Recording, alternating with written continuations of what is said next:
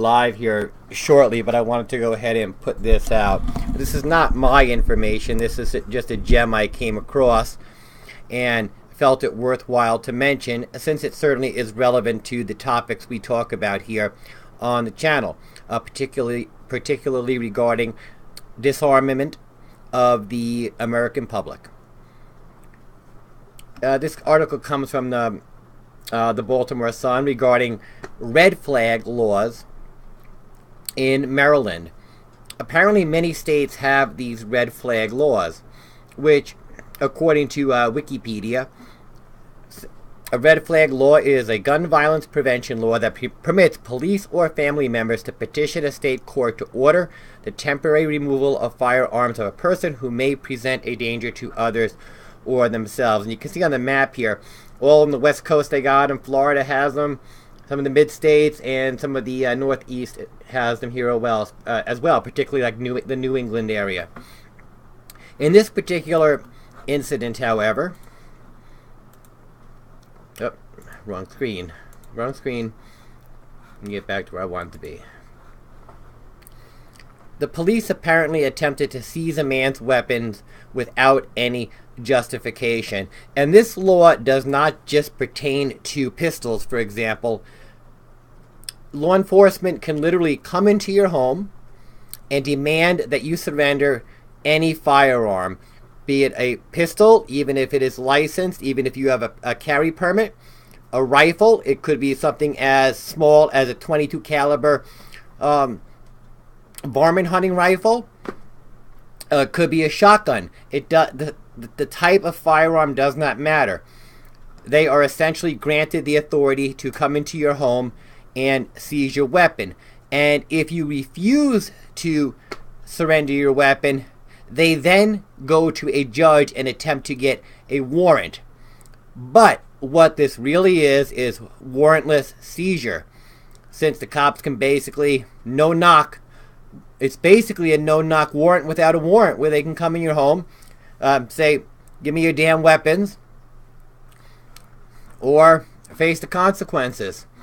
So this particular article goes on: 2 Arundel County police officers serving one of Maryland's new flag protective orders. That's what they're calling them, protective orders, to remove guns from a house, killed a Ferndale man after he refused to give up his gun, and a struggle ensued Monday morning.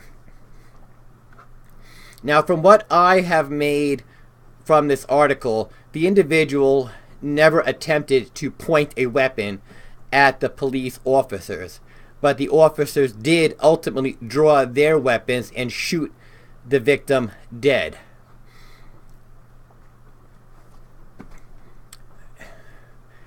And it appears that there is the power of these red flag protective orders is very expansive.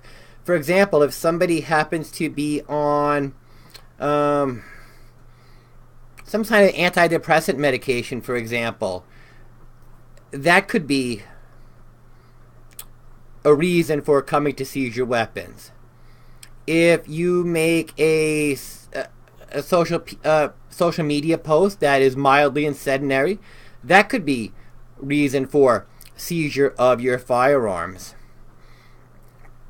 A family member with a grudge against you, or a friend with a grudge against you, could potentially call law enforcement on you, say you are a threat, and all of a sudden you have a SWAT team knocking at your door, coming to grab your firearms.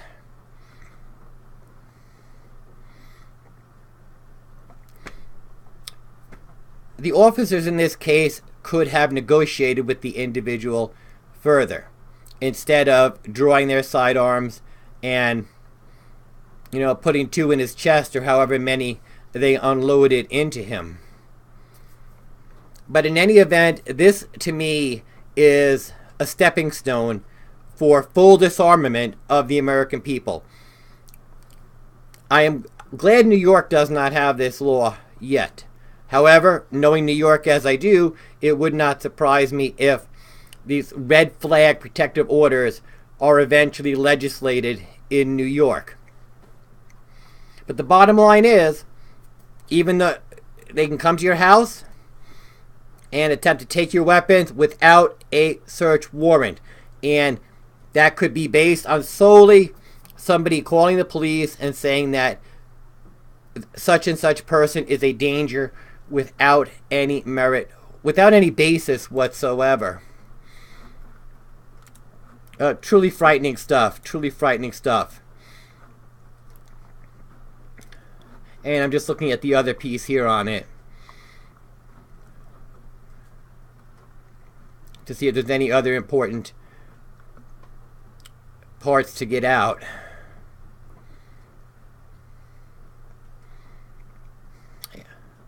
And it clearly states that the individual does not have to have a history of violent behavior. And the individual may not have ever shown any violent behavior, but still, one of these red flag protective orders can be issued against an individual. And they say temporary seizure of firearms. I definitely do not believe it is temporary. And with this particular jurisdiction here in Maryland, the police are so enthusiastic about it, they have purchased extra storage space to store confiscated weapons because they expect to seize so many weapons from people that they've gone out and acquired more space to hold these weapons. That is truly insane, and they are attempting to tighten the laws.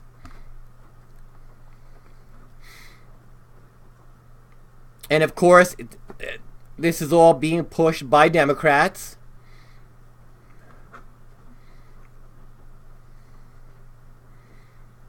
Ridiculous. It said red flag laws are designed to fill gaps in current laws that may allow some people, for instance, those who haven't been committed or convicted of a serious crime, from having guns.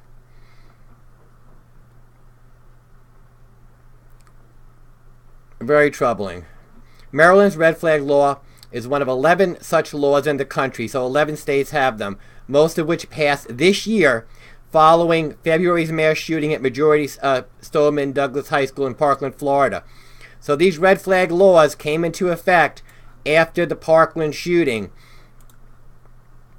While most states allow family or household members and law enforcement to seek an order, certain healthcare workers and mental health care providers are also eligible under Maryland's law. What does this mean? It means that you think doctor-patient, there is sanctity in the doctor-patient relationship anymore? No. And that is why even on sometimes when you go into a doctor's office and you're filling out their questionnaires these days, the questionnaire asks if you have any firearms in your household. Ridiculous. This really ticks me off.